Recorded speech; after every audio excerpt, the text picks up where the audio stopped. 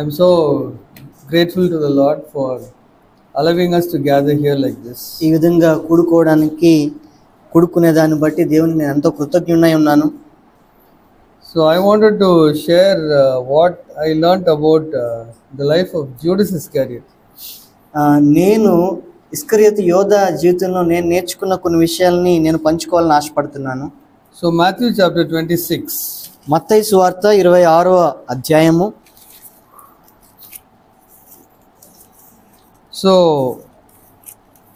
verse 21. 21వ వచనము.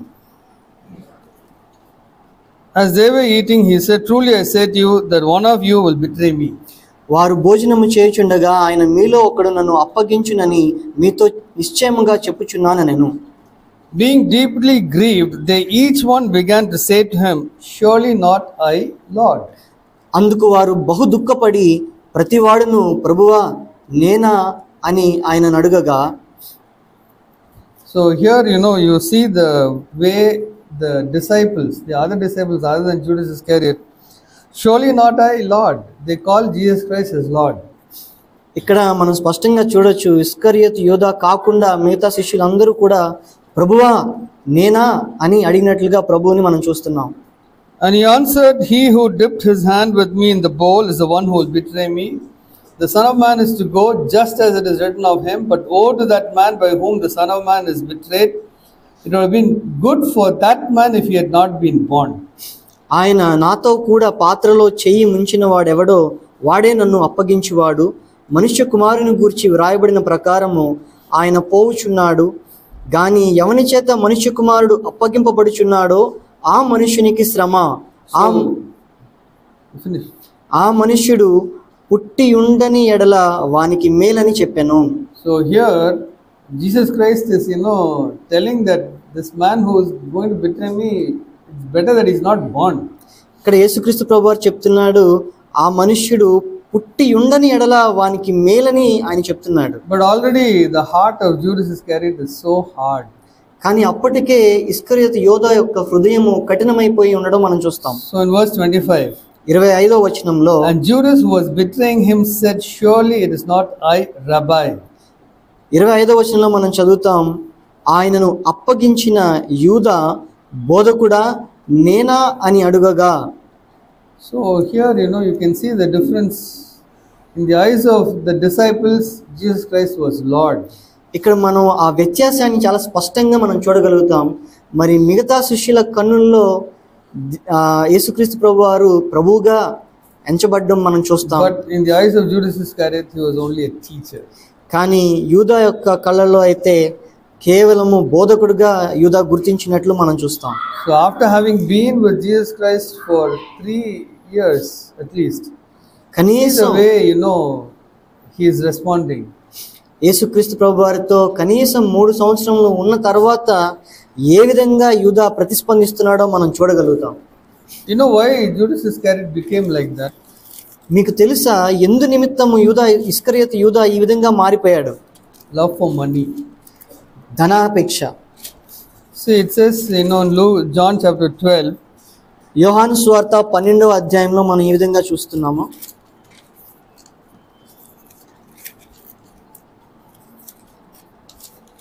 It says, why was verse 5? Why was this perfume not sold for 300 denarii and given to the poor people? ఈ అత్తరెందుకు 300 దేనారములకు అమ్మి బీదలకు ఇయ్యలేదనెను.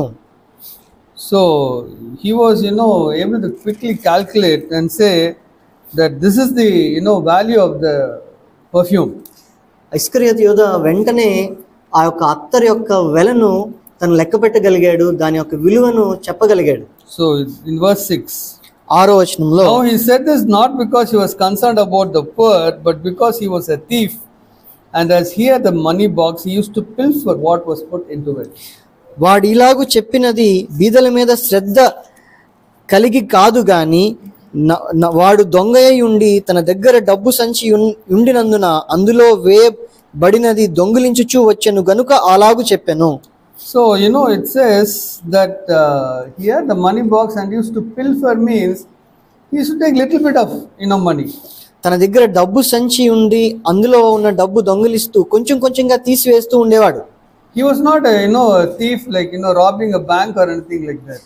ఏదో బ్యాంకుల్ని కన్నం వేసిన దొంగ లాంటి దొంగ కాదు, But he used to take little bit. కానీ కొంచెం కొంచెంగా డబ్బుని దొంగిలించే వ్యక్తి. See, that little bit money he was stealing, it was making him blind. కానీ ఆ కొంచెం కొంచెంగా డబ్బులు దొంగిలించేటప్పుడు తన్ని అది ఏం చేస్తుంది అని అంటే తన్ని గుడ్డివానిగా చేస్తుంది.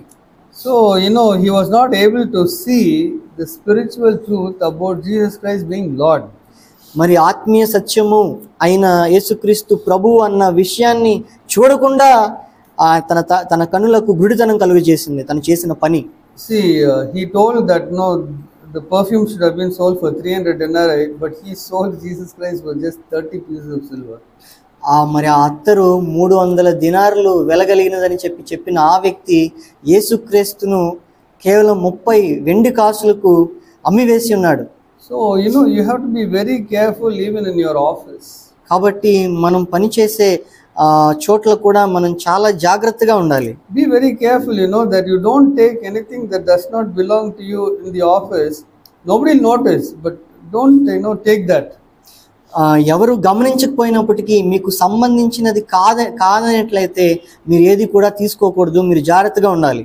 And even in the house, children, be careful, that when money is given to you to buy things, be careful that you give a proper account. కాబట్టి మీ ఇళ్లలో కూడా చిన్నపిల్లలారా మీరు చాలా జాగ్రత్తగా ఉండండి. మీది కాని డబ్బు మీరు చూసినట్లయితే దానికి మీరు లెక్క చెల్లించాల్సి ఉంది. కాబట్టి మీరు జాగ్రత్తగా ఉండండి. Be very, very careful about these small things. కాబట్టి ఈ చిన్న విషయాల గురించి మీరు చాలా జాగ్రత్తగా ఉండాలి. Because there are only two masters. ఎందుకనంటే మనకు యజమానులు ఇద్దరే ఉన్నారు. Luke chapter 16. లూకా సువార్త 16వ అధ్యాయము. Luke chapter 16. లూకా సువార్త 16వ అధ్యాయము.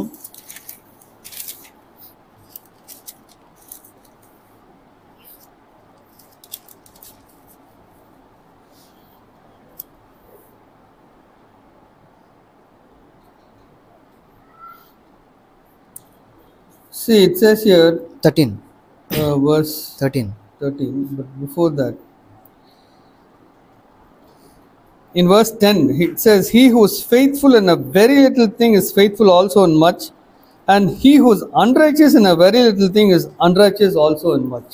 లూకా సువార్త 16:10 నుంచి చదువుతున్నాను. మిక్కిలి కొంచెములో నమ్మకముగా ఉండువాడు ఎక్కువలోను నమ్మకముగా ఉండును, మిక్కిలి కొంచెములో అన్యాయముగా ఉండువాడు ఎక్కువలోను అన్యాయముగా ఉండును. So many people will say, I am very careful about the great things, but small things is okay. చాలా మంది ఈ విధంగా చెప్తూ ఉంటారు, మరి పెద్దమైన విషయాల్లో నేను చాలా జాగ్రత్తగా ఉంటాను, కానీ చిన్నమైన విషయాల్లో నేను సమరస్యం చేస్తూ ఉంటాను. Yeah, this is the kingdom of God. ఇది దేవుని యొక్క రాజ్యమై ఉంది. It's not the kingdom of this earth. ఇది భూ సంబంధమైన రాజ్యము కాదు. In the world they may be allowing those things.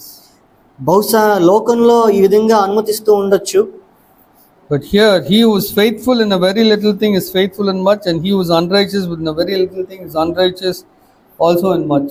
అయితే దేవుని రాజ్యంలో మిక్కిలి కొంచెములో నమ్మకముగా ఉండువాడు ఎక్కువలోను నమ్మకముగా ఉండును, మిక్కిలి కొంచెములో అన్యాయముగా ఉండువాడు ఎక్కువలోను అన్యాయముగా ఉండును. So even in the church, when we get any money in the offering box, that's the most sacred money on earth. ఈ సంఘంలో కూడా మనకి కానుకల పెట్టెలో డబ్బు ఏదైతే వస్తుందో ఈ భూమిలోనే అత్యంత పరిశుద్ధమైన ధనము ఏదైనా ఉందనంటే అదే. So we have to be very careful, even for 1 paisa, we have to be very, very careful about that money which has been put on the offering box. కానుకల పెట్టెలో వేసే ప్రతి కానుక, ప్రతి పైసా ఎంతో జాగ్రత్తగా మనం దాని పట్ల వ్యవహరించాలి. See, it says here, therefore, in next verse 11, therefore, if you have not been faithful in the use of unrighteous wealth, who will entrust the true riches to you? 11వ వచనంలో, కాబట్టి మీరు అన్యాయపు సిరి విషయంలో నమ్మకముగా ఉండని ఎడల సత్యమైన ధనము ఎవరు మీ వశము చేయును? So what Jesus Christ is telling is that if you are not faithful in the use of this earthly money, God will not give you the true riches. యేసుక్రీస్తు ప్రభువారు ఇక్కడ ఏం చెప్తున్నారనంటే, మీరు గనక ఈ అన్యాయపు సిరి విషయంలో నమ్మకంగా ఉండకపోతే నిజమైన ధనము, సత్యమైన ధనమైన అనేది దేవుడు మీకు ఏ విధంగా అప్పగిస్తాడు? Everything is really a gift from God. ప్రతిదీ దేవుని నుంచి వచ్చిన వరమే. And he will give it if you are faithful with the use of money.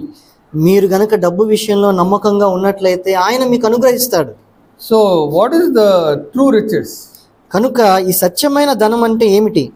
So this is worldly rich is not true riches. మరి లోక సంబంధమైన సిరి అనేది నిజమైన ధనము కాదు. So it's not the property you have or the comforts, convenience you have. That is not the true riches. మీకు కలిగిన సంపదలు కానీ, ఆస్తులు కానీ, సుఖభోగాలు కానీ ఇవన్నీ నిజమైన సంపదలు కావు. What is the true riches? మరి నిజమైన సత్యమైన ధనం అంటే ఏమిటి? To really partake of the divine nature. నిజంగా దేవుని యొక్క దైవిక స్వభావంలో మనం పాలు పంచుకోవడం. In every situation you can behave like how Jesus Christ would have behaved. ప్రతి పరిస్థితుల్లో యేసుక్రీస్తు ప్రభువారు ఏ విధంగా అయితే స్పందిస్తారో, ఆయన ఏ విధంగా అయితే ప్రవర్తిస్తారో అదే విధంగా మనం ప్రవర్తించగలగడం. That is partaking of divine nature. మరి ఇదే దైవ స్వభావంలో మనం పాలు పంచుకోవడం అని అంటే, and that's the true riches. మరి అదే నిజమైన సత్యమైన సంపద ధనము. That will be given to you only if you have a fresh anointing of the Holy Spirit upon you. అది ఎప్పుడు సాధ్యం అని అంటే, ఎప్పుడైతే మీ మీద ఒక నూతనమైన పరిశుద్ధాత్మ అభిషేకం మీ పైన ఉంటుందో అప్పుడే అది సాధ్యం. Without the Holy Spirit you can't become holy. పరిశుద్ధాత్మ లేకుండా మీరు పరిశుద్ధులు కాలేరు. And without the Holy Spirit you will not even know what is holy. పరిశుద్ధాత్మ లేకుండా మీకు పరిశుద్ధత అంటే ఏంటో కూడా మీకు తెలియదు. So if you are given the true riches, the gift of the Holy Spirit, then you can partake of the divine nature. కనుక నిజమైన సంపద అయిన ఆ సత్య సంపద ధనమైన పరిశుద్ధాత్మ లేకుండా, పరిశుద్ధాత్మ ఉంటేనే మీరు దైవిక స్వభావంలో మీరు పాలు పంచుకోగలుగుతారు.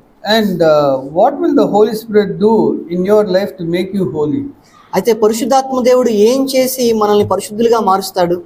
He will open the scriptures to you to see what are the standards which God has got for holiness. అయితే ఈ లేఖన భాగాల్ని మనకి విప్పి దేవుని దృష్టిలో ఉండే పరిశుద్ధత స్థాయిని మనకు చూపించి మనల్ని ఆ విధంగా మారుస్తాడు. So only if the Holy Spirit is there and he gives the revelation in God's word what is holy, the Holy Spirit will work in us so that we can partake of divine nature. మరి పరిశుద్ధాత్మ దేవుడు మనకు వాక్యంలో ప్రత్యక్షతను అనుగ్రహించి వెలుగునిచ్చి ఆ పరిశుద్ధాత్మ దేవుడే తద్వారా ఆ వాక్యమును మనం అర్థం చేసుకునేలా చేసి మనల్ని పరిశుద్ధతలో పాలిభాగస్తులుగా, దేవుని యొక్క ఆ జీవితంలో పాలిభాగస్తులుగా, ఆ దైవిక స్వభావంలో పాలిభాగస్తులుగా మనం చేయగలుగుతాడు. So this is the true riches. మరి ఇదే నిజమైన సత్యమైన ధనము అని అంటే, do you have a longing for that? మరి అటువంటి వాటిపైన మీకు ఆసక్తి ఉందా? Or do you only want to have property and comfort and conveniences? లేదా మీకు ఆస్తులు, సుఖభోగాలు వీటిపైనే ఆసక్తి ఉందా? So then only you will have your eyes opened. అప్పుడు మాత్రమే మీ కన్నులు, ఆత్మీయ నేత్రాలు తెరవబడతాయి. It says here in verse 12, if you have not been faithful in the use of that which is on others, who will give you that which is your own? 12వ వచనంలో, మీరు పరుల సొమ్ము విషయంలో నమ్మకముగా ఉండని ఎడల మీ సొంతమైనది మీకు ఎవడిచ్చును? So whatever money the Lord has given us, ఏదైతే డబ్బు దేవుడు మనకు అనుగ్రహించాడో, it doesn't belong to us. అది మనకు సంబంధించింది కాదు. It belongs to God. అది దేవునికి సంబంధించింది. It's not like in the old covenant all the money was yours, 10% you have to give to God. ఇదేదో పాత నిబంధనలో మొత్తం డబ్బులో 10% ఈ దశమ భాగం అనేది దేవునిది అనేది కాదు. So here everything belongs to God. అయితే ఈ నూతన నిబంధనలో ప్రతిదీ సమస్తము దేవునికి సంబంధించిందే. So out of this you put in the offering box whatever you can do joyfully, cheerfully. అయితే మరి ఈ కొత్త నిబంధనలో మీకు అనుగ్రహించబడిన దాంట్లో ఏదైతే మీరు హృదయపూర్వకంగా సంతోషంగా ఇస్తారో కానుక పెట్టులో, అది దేవుడు అంగీకరిస్తాడు. And if you are in debt, please don't put even 1 rupee into the offering box. మీరు గనక అప్పుల్లో ఉన్నట్లయితే కనీసం 1 రూపాయి కూడా మీరు కానుక పెట్టులో వేయకండి. Please settle the debt first. మొదట మీ అప్పును మీరు చూసుకోండి, తీర్చివేయండి. Be faithful with what is not your own. అయితే మీది కాని దాని విషయమై మీరు చాలా నమ్మకంగా విశ్వాసం కలిగి ఉండాలి. Verse 12, and if you have not been faithful in the use of that which is another's, who will give you that which is your own? మీరు పరుల సొమ్ము విషయంలో నమ్మకంగా ఉండని ఎడల మీ సొంతమైనది మీకు ఎవడిచ్చును? Yeah, so whatever the boundary the Lord has drawn over around you, the financial boundary, stay within that. అయితే దేవుడు ఏదైతే మనకు ఒక గిరి గీశాడో మన సంపద విషయంలో మనం అందులోనే ఉండాలి. Don't look at the others and they are living like this, they are having that, so I should also do like that. Take borrow money and don't ruin yourself. అయితే మన చుట్టూ పొరుగు వారిని చూసి వారితో పోల్చుకొని దేవుడు మనకు ఏర్పరిచిన ఆ సరిహద్దును బద్దలు కొట్టుకొని వెళ్ళి మనం అప్పుల పాలు అవ్వకూడదు. So if you are faithful with the money which the Lord has given you, then He will give you this true riches, partaking of the divine nature, the rich anointing of the Holy Spirit, and revelation from God's word. కనుక మీకు అనుగ్రహించబడిన డబ్బు విషయంలో కనుక మీరు నమ్మకంగా ఉన్నట్లయితే దేవుడు ఈ నిజ సంపద అయిన దైవిక స్వభావంలో పాలు పంచుకోవడం, ప్రత్యక్షతను పొందుకోవడం, మరి వీటిలో దేవుడు మనం పాలు పంచుకునే దానికి సహాయం చేస్తాడు. See, I believe that we will go through persecution. నేనేం నమ్ముతున్నానంటే మనము శ్రమల మార్గం గుండగా వెళ్తాము. So for the sake of Jesus Christ, we will be persecuted. మరి యేసుక్రీస్తు నిమిత్తము మనము శ్రమను అనుభవిస్తాం. What will be your attitude towards the people who are persecuting you?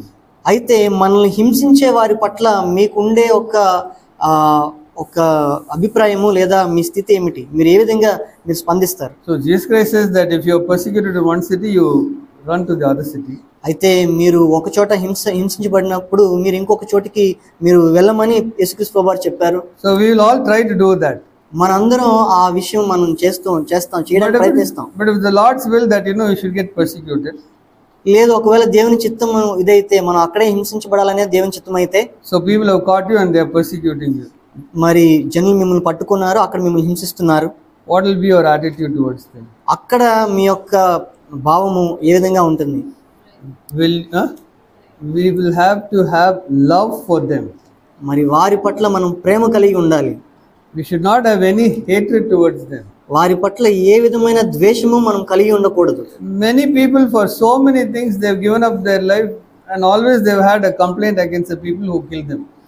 అనేకులు వారి జీవితాన్ని అనేక విషయాల గురించి వాళ్ళు విడిచిపెట్టారు, కానీ వారి జీవితాన్ని ఇవ్వాల్సిన పరిస్థితి వచ్చినప్పుడు వాళ్ళు ఎన్నో సనుగులు గొనుగులు ఫిర్యాదులు చేస్తూ ఉంటారు. So now itself we have to get prepared in our mind that Lord, if I'm going to be persecuted, I'm not going to have any hatred or bitterness against them. I'm going to show love.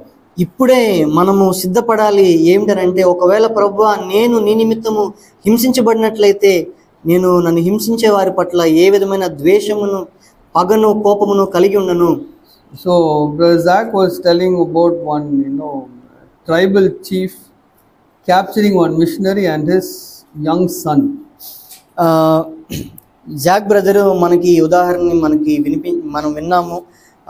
ఒక తెగకు చెందిన నాయకుడు అక్కడ ఉన్న ఒక పరిచర్య చేసే ఒక వ్యక్తిని పట్టుకొని తన కుమారుడిని కూడా పట్టుకొని అక్కడ హింసించిన సంఘటన. So this missionary and this little boy, they've been captured and the chief is telling, deny Jesus Christ. ఆ తెగ నాయకుడు ఈ మిషనరీని వాళ్ళ కుమారుడిని పట్టుకొని మీరు యేసుక్రీస్తుని మీరు వదిలిపెట్టండి, మీరు విడిచిపెట్టినట్లయితే మీరు బతుకుతారు. So missionary says, no, I will not deny, and he is beheaded. ఆ మిషనరీ చెప్తాడు, నేను యేసుక్రీస్తుని నేను నిరాకరించను అని చెప్పినందుకు తన తలను నరికివేస్తారు, ఆ మిషనరీ తలను నరికివేస్తారు. So now the chief calls the little boy and says, I am going to cut your head like how I cut your father's head. Deny Jesus Christ. ఇప్పుడు ఆ తెగ నాయకుడు ఈ మిషనరీ కుమారుని కూడా పిలిచి చెప్తాడు, ఇప్పుడు నేను నీ తల కూడా నరికివేస్తాను, నువ్వు యేసుక్రీస్తుని నిరాకరించాలి, నిరాకరించకపోతే నీకు కూడా నీ తండ్రికి పట్టిన గట్టే పడుతుందని చెప్తారు. So what did the little boy do? అప్పుడు ఆ చిన్న బిడ్డ ఏం చెప్పాడనంటే, he removed his shirt, తన షర్ట్ ని విప్పివేసి, and he told that he went and gave to the chief's son. అక్కడ ఆ తెగ నాయకుడి యొక్క కుమారునికి ఆ షర్ట్ ని ఇచ్చి, see, this is a nice shirt, like I don't want it to be spoiled with my blood. Have it before I behead it. ఇది ఒక మంచి చొక్కా, ఇది రక్తంతో పాడవడం నాకు ఇష్టం లేదు, నన్ను నరికేదానికి ముందే ఇది మీ అబ్బాయికి ఇస్తున్నాను అని చెప్తాడు. So that is what I meant, like whoever is persecuting you, you should have heart of love for them. అయితే ఎవరైతే మనల్ని హింసిస్తారో వారి కొరకు మన హృదయంలో ప్రేమ కలిగి ఉండాలి. So that boy also was killed. ఆ చిన్న బిడ్డ కూడా మరి అదే విధంగా చంపివేయబడ్డాడు. So this is the way the Lord Jesus Christ has called us to be his wholehearted disciples. మరి ఈ విధంగా యేసుక్రీస్తు ప్రభువారు మనం పిలిచున్నాడు, పూర్ణ హృదయంతో ఆయన వెంబడించే శిష్యులుగా మనం ఉండాలని ఆయన పిలిచాడు. Verse 13, Luke chapter 16 verse 13. లూకా సువార్త 16:13 వచనం. No servant can serve two masters, for either he will hate the one and love the other, or else he will be devoted to one and despise the other.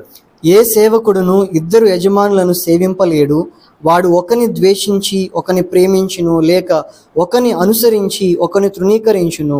మీరు దేవునిని సిరిని సేవింపలేరని చెప్పాను. I didn't read the last sentence. See, when it says, when Jesus Christ said, no one can serve two masters, who are the two masters?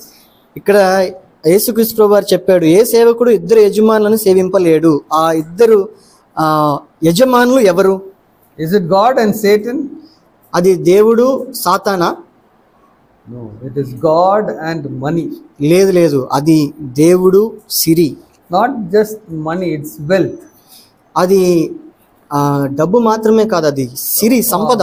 All the property, comforts, conveniences, anything like that, material wealth, that is the two masters. ఆస్తులు, ఐశ్వర్యాలు, సిరి సంపదలు, సుఖభోగాలు, ఇవి ఈ లోకానికి సంబంధించిన సిరి. So this is where after having heard this, Judas Iscariot made a mistake. ఇది విన్న తర్వాత ఇస్కరియోతు యోధ తప్పు చేశాడు. Then he was not faithful in little things. తను మిక్కిలి చిన్నమైన విషయంలో నమ్మకంగా లేడు. And so he was serving wealth. తను సిరికే దాస్యత్వం చేస్తున్నాడు. And then your eyes become blind. అప్పుడు ఏమవుతుందనంటే తన కన్నులు గుడ్డివైపోయాయి. So Matthew chapter 6. మత్తయి సువార్త 6వ అధ్యాయము.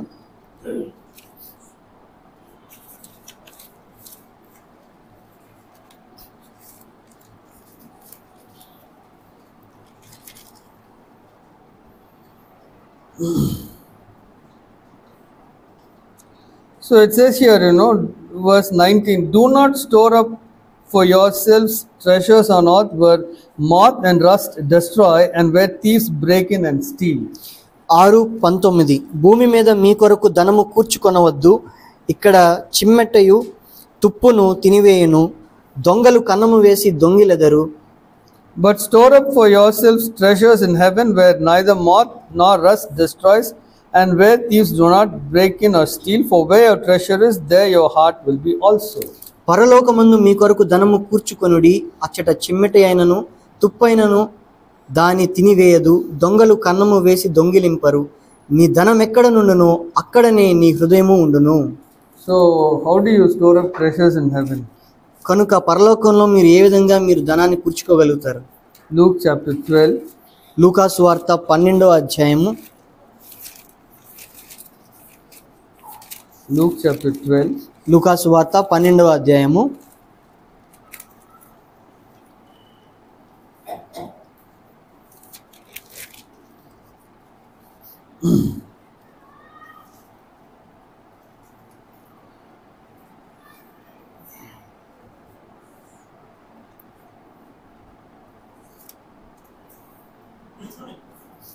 Verse 32. 32వ వచనము. Verse 31 we can read. But seek his kingdom and these things will be added to you. 31వ వచనము. మీరైతే ఆయన రాజ్యమును వెదకుడి, దానితో కూడా ఇవి మీకు అనుగ్రహింపబడును. Do not be afraid, little flock, for your father has chosen gladly to give you the kingdom. చిన్న మంద భయపడుకుడి, మీకు రాజ్యము అనుగ్రహించుటకు మీ తండ్రికి ఇష్టమై ఉన్నది. Sell your possessions and give to charity. Make yourselves money belts which do not wear out, an unfailing treasure in heaven, where no thief comes near nor moth destroys. మీకు కలిగిన వాటిని అమ్మి ధర్మము చేయుడి, పాత గిలిని సంచులను పరలోకమందు అక్షయమైన ధనమును సంపాదించుకొనిడి, అక్కడికి దొంగరాడు చిమ్మట కొట్టదు. So, how do you store treasure in heaven? మీరు ఏ విధంగా పరలోకంలో మీరు సంపదను ధనమును సంపాదించుకోగలుగుతారు? Can someone read here what it says? ఎవరైనా ఇక్కడ ఏమి రాయబడిందో చదవగలుగుతారా?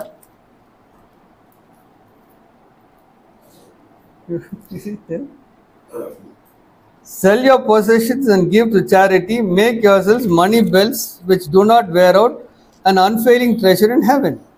మీకు కలిగిన వాటిని అమ్మి ధర్మము చేయుడి, పాత గిలని సంచులను పరలోకమందు అక్షయమైన ధనము సంపాదించుకొనుడి.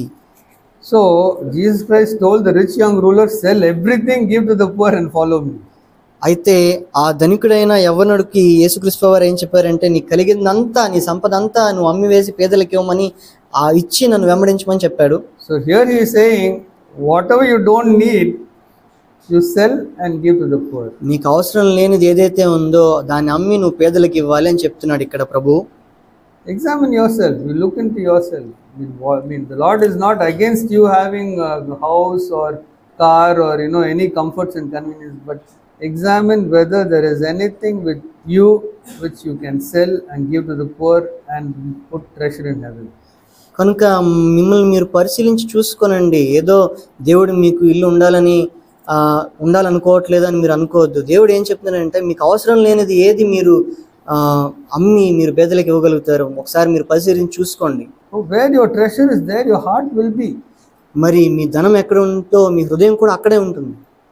So for Judas Iscariot, the treasure was the treasure box and his eyes were blind. మరి ఇస్కరియోతు యూదాకైతే తన డబ్బు సంచే తన సంపద ఉంది కనుక తన కన్నులు గుడ్డివైపోయినాయి. So that's what you read in Matthew chapter 7 verse 22 onwards. దీని గురించే మత్తయి సువార్త 7వ అధ్యాయం 22 నుంచి మనం చదువుతాం. The eye is the lamp of the body, so then if your eye is clear, your whole body will be full of light. 7 and verse 22. 6 verse 22, sorry. 6 verse 22. 6 verse 22. దేహమునకు దీపము కన్నే గనుక నీ కన్ను తేటగా ఉండిన ఎడల నీ దేహమంతయు వెలుగుమయమై ఉండును.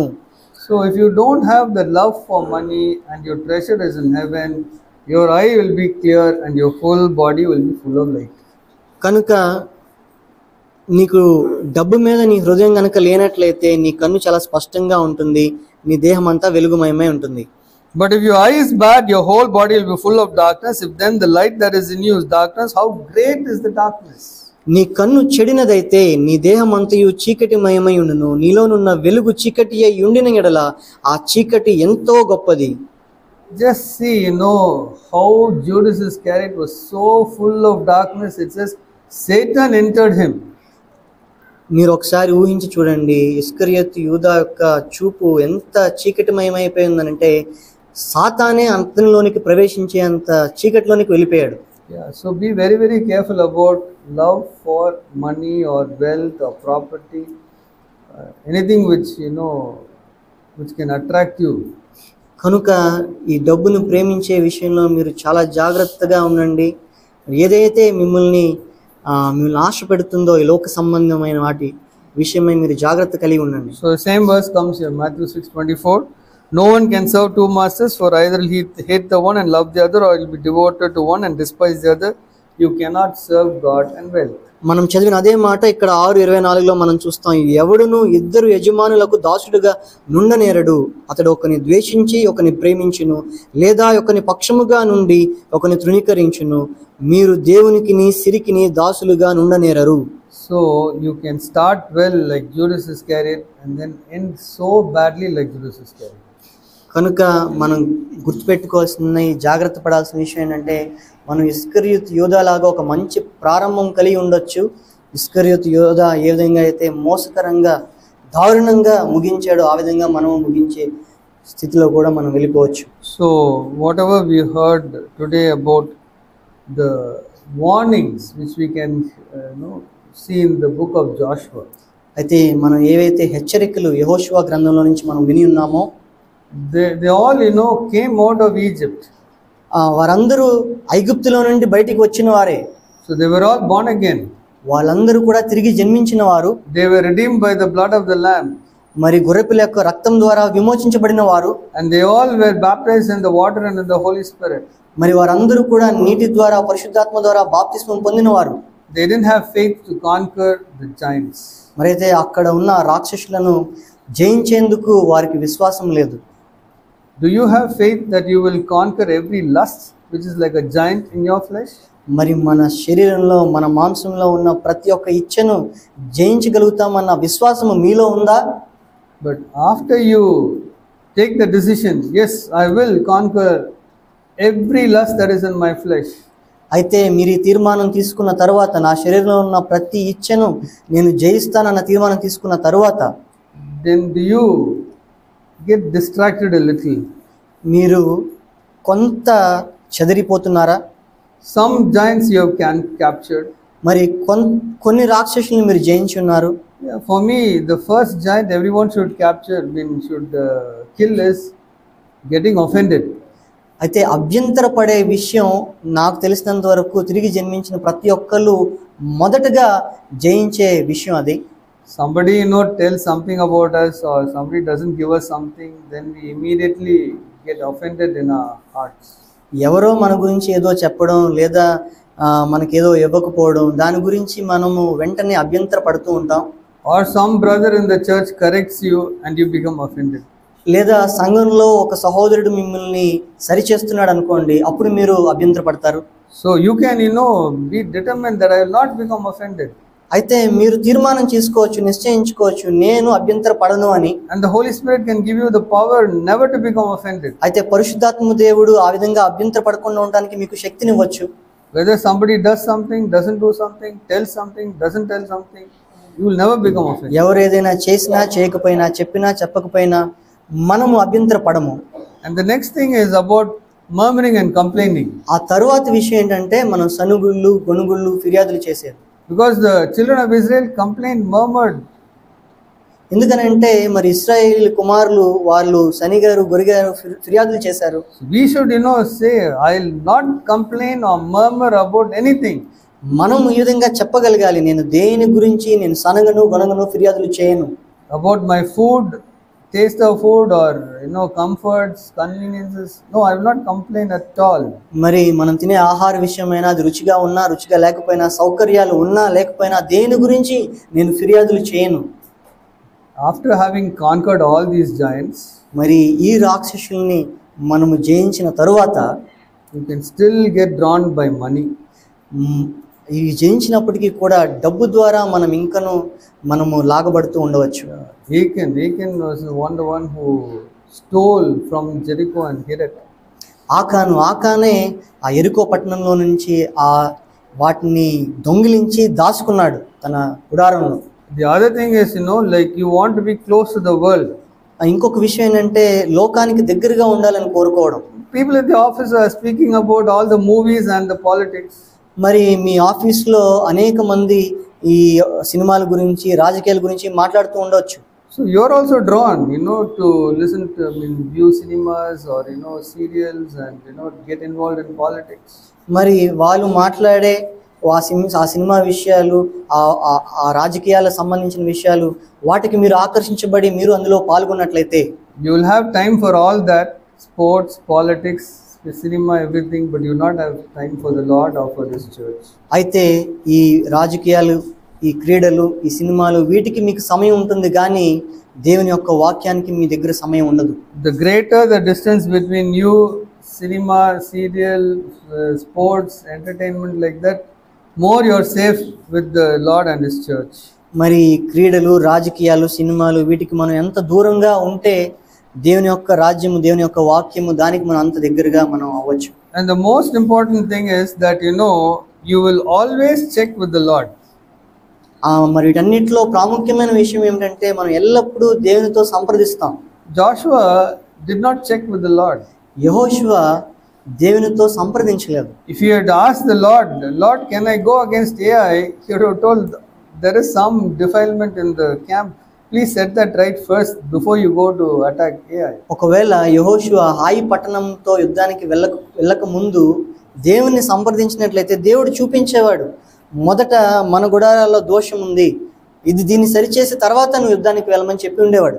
And you depend on the past experience and your skill, you are doomed to fail. నీవు ఏదో గడిచిన నీ విజయాల మీద, నీ అనుభవం మీద నువ్వు ఆధారపడినట్లయితే ఖచ్చితంగా నువ్వు ఓటమి దిశగానే నువ్వు ప్రయాణిస్తున్నావు. So I will tell you something worldly. నేను ఒక లోక సంబంధమైన విషయం మీతో పంచుకోవాలని many people come into a house, plumbers, they come, they want to repair some taps, or and there are some carpenters who come to do work, electricians, they all come to do work. అయితే చాలా మంది లోక సంబంధించిన వాళ్ళు మా ఇంటికి రావడం నేను చూస్తూ ఉంటాను. ఆ వాళ్ళు ఎలక్ట్రీషియన్స్ కావచ్చు, ప్లంబర్స్ కావచ్చు, రిపేర్ చేసే అనేక మంది. And also like you have internet connection, one person came to install internet connection. ఆ ఇంటర్నెట్ కనెక్షన్ ని సరి చేయడానికి లేదా దాన్ని ఏర్పాటు చేయడానికి కొంతమంది వచ్చేవాళ్ళు. So I told that boy who came for internet connection, first I will pray. అయితే ఇంటర్నెట్ కనెక్షన్ ఇచ్చే ఆ వ్యక్తి వచ్చినప్పుడు నేను చెప్పేవాడిని, నేను మొదట ప్రార్థిస్తాను. So there 2 or 3 boys came. 2-3 అబ్బాయిలు వచ్చారు. So I said, Lord Jesus Christ, we commit this work into your hands. ప్రభువైన యేసుక్రీస్తు ప్రభువా, నేను ఈ పనిని మీ చేతులకు అప్పగిస్తున్నాను. We pray that you will protect from all harm and danger and accidents. ప్రతి విధమైన ఆపద, నష్టం నుంచి, అపాయం నుంచి మీరు కాపాడతారని ప్రార్థన చేస్తున్నాను. We pray that you will do this job satisfactory. సంతృప్తికరంగా ఈ పని జరిగినట్లు సహాయం చేయమని ప్రార్థన చేస్తాను. Bless these boys who come. ఇక వచ్చిన ఈ కురవాళ్ళని మీరు ఆశీర్వదించండి అని ప్రార్థన చేస్తాను. Bless them, their families, and meet them in all their needs. వాళ్ళ కుటుంబాలను ఆశీర్వదించండి, వాళ్ళ అవసరతలన్నిటినీ మీరు తీర్చండి అని ప్రార్థన చేస్తాను. And please lead them to salvation. దయచేసి వీరిని రక్షణలోకి నడిపించమని ప్రార్థన చేస్తాను. So this is the standard prayer I pray for every fellow who comes for any of the work. కాబట్టి మా ఇంట్లో ఏ పనికి వచ్చినా ఇదే ప్రార్థన అందరికీ నేను చేసేవాడిని. So this Airtel boy, he was not looking at it, and then he just went there, he slipped. అయితే నేను ప్రార్థన చేస్తున్నప్పుడు ఎయిర్టెల్కి సంబంధించిన ఆ వ్యక్తి గమనించలేదు, వెంటనే వెళ్ళి ఏదో చేద్దామని వెళ్ళి అక్కడ జారిపడ్డాడు. So the other person told, that's what sir prayed just now. ఇంకొక వ్యక్తి చెప్పాడు, దీని గురించే సార్ ప్రార్థన చేశారని చెప్తున్నాడు. So I got into that habit now that anything I want to do, I ask the Lord for showing us what to do, how to do it. నేను ఈ విధంగా అలవాటు చేసుకొని ఆ అలవాటుకి నేను అలవాటు అయిపోయాను. ఏ పనైనా సరే నేను దేవునికి సమర్పించి ఆ తర్వాత నేను ముందుకు వెళ్ళడం. So whatever the Lord has given me, I want to be a good steward. దేవుడు నాకు అప్పగించింది ఏదైతే ఉందో దానికి నేను నమ్మకమైన గృహ నిర్వాహకుడిగా నేను ఉండాలని, నేను స్టూవర్డ్ మంచి కాపరిగా నేను ఉండాలని కోరుకున్నాను. So we don't get attached to those things. వాటిని అంటు పెట్టుకొని ఉండాలని నేను అనుకోవట్లేదు. But we want to look after the things which the Lord has given us well. అయితే దేవుడు నాకు అప్పగించిన వాటిని నేను చక్కగా చూసుకోవాలని నేను ఆశపడుతున్నాను. But we can do that only with God's blessings. అది కేవలం దేవుని యొక్క ఆశీర్వాదం ద్వారానే మనం దాన్ని చేయగలుగుతాం. Not because of our experience, not because of our skill. ఏదో మన అనుభవం ద్వారానో లేదా మన నైపుణ్యత ద్వారానో అది సాధ్యం కాదు. I'll give you one verse, Zechariah chapter 4. జకర్యా 4వ అధ్యాయము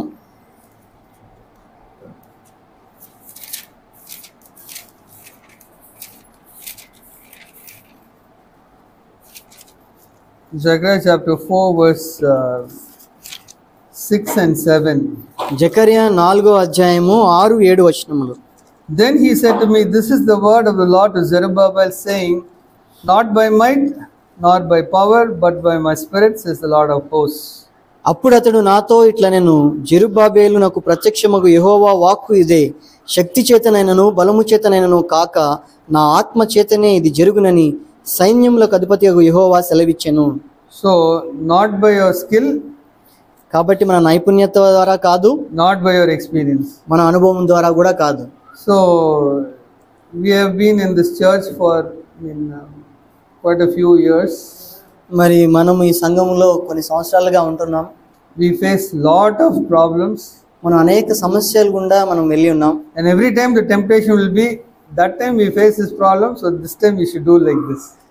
ఆ సమస్య వచ్చినప్పుడు మనం ఈ విధంగా చేసాము కనుక ఈ సమస్యలో కూడా అదే విధంగా మనం చేయొచ్చు. And every time we have to humble ourselves and say, no, not by experience, not by skill, not by might, not by power, but by the Holy Spirit. కానీ ప్రతిసారి మమ్మల్ని మేము తగ్గించుకొని శక్తి చేతనో బలం చేతనో అనుభవం చేతనో లేదా నైపుణ్యత చేతనో కాదు, దేవుని యొక్క శక్తి ద్వారా అనేది సాధ్యం. And verse 7.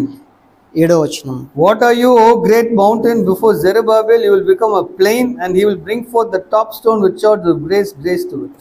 గొప్ప పర్వతమా, జెరుబ్బాబెలును అడ్డగించుటకు నీవు ఏమాత్రపు దానవు, నీవు చదును భూమి ఒగుదవు, కృప కలుగును గాక అని జనులు కేకలు వేయగా అతడు పైరాయి తీసివేయి పెట్టించాడు. So every problem which will be like a great mountain, ప్రతి సమస్య ఒక పర్వతములా ఉంటుంది, will become a plain.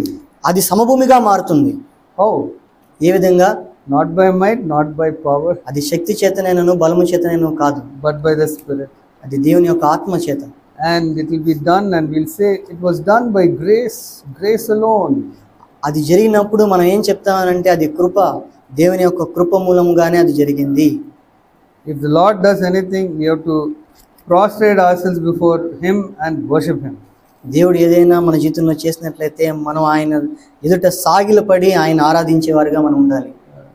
It's not because of anything of ourselves.